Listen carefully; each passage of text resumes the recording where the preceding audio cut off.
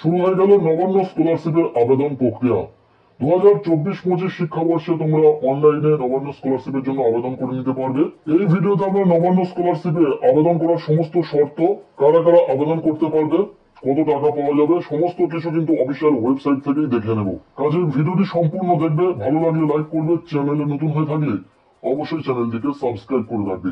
Official ওয়েবসাইটে eligibility ক্রাইটেরিয়াটা আমরা প্রথম থেকে দেখে নেব।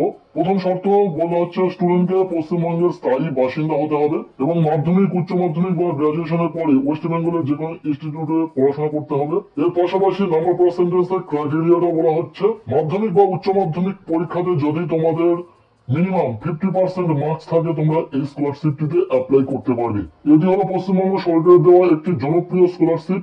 যে সমস্ত ছাত্রছাত্রীরা 60% নাম্বার পায়নি, অর্থাৎ স্বামী বিবেকানন্দ স্কলারশিপে আবেদন করতে পারবে না, তাদের জন্য এই নবান্ন স্কলারশিপ। 60% নাম্বার যারা পায়নি, 60% এর কম নাম্বার পেয়েছে কিন্তু 50% এর বেশি, তারা প্রত্যেকেই এই নবান্ন স্কলারশিপে আবেদন করতে পারবে, যেটা কিন্তু সরাসরি অফিসিয়াল ওয়েবসাইট থেকে তোমাদেরকে দেখিয়ে দিচ্ছে। যারা মাধ্যমিক, উচ্চ মাধ্যমিক পরীক্ষাতে 50% বা তারও বেশি কিন্তু 60% এর কম নাম্বার পেয়েছে, তারা প্রত্যেকেই এই নবান্ন স্কলারশিপে আবেদন করতে পারবে।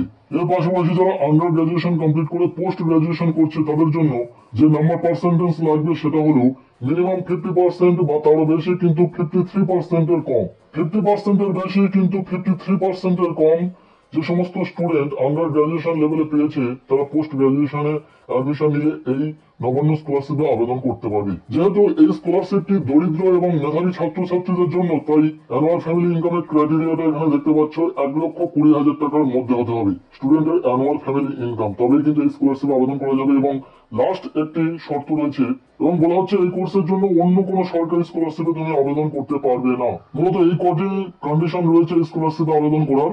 বিশেষভাবে যেটা রয়েছে নাম্বার পার্সেন্টেজের ক্রাইটেরিয়া, যেটা তোমাদেরকে বললাম, পশ্চিমবঙ্গের সমস্ত সম্প্রদায়ের ছাত্রছাত্রীরা এই স্কলারশিপে আবেদন করতে পারবে। এবং এখন জেনে নেওয়া যাক যে এই স্কলারশিপ থেকে তোমরা কত টাকা পাবে। দেখো বন্ধুরা, নবান্ন স্কলারশিপে আবেদন করার পর কত টাকা পাবে সেই অ্যামাউন্টটা কিন্তু এই ওয়েবসাইটে দেওয়া নেই। তবে বিগত বছরগুলিতে ছাত্রছাত্রীরা এই নবান্ন স্কলারশিপে আবেদন করে বছরে 10,000 টাকা করে পায়, বা এতদিন পেয়ে আসছে ছাত্রছাত্রীরা। তাই এটা বলা চলে তোমরাও এই নবান্ন স্কলারশিপে আবেদন করলে পেয়ে যাবে বছরে 10,000 টাকা।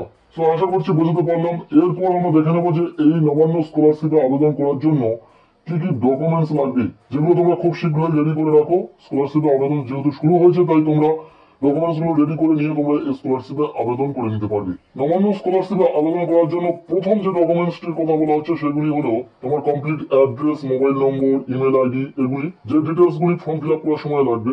সো এরপরে যে ডকুমেন্টসটি লাগছে সেটি হলো recommendation to the honourable chief minister from local MLA MP.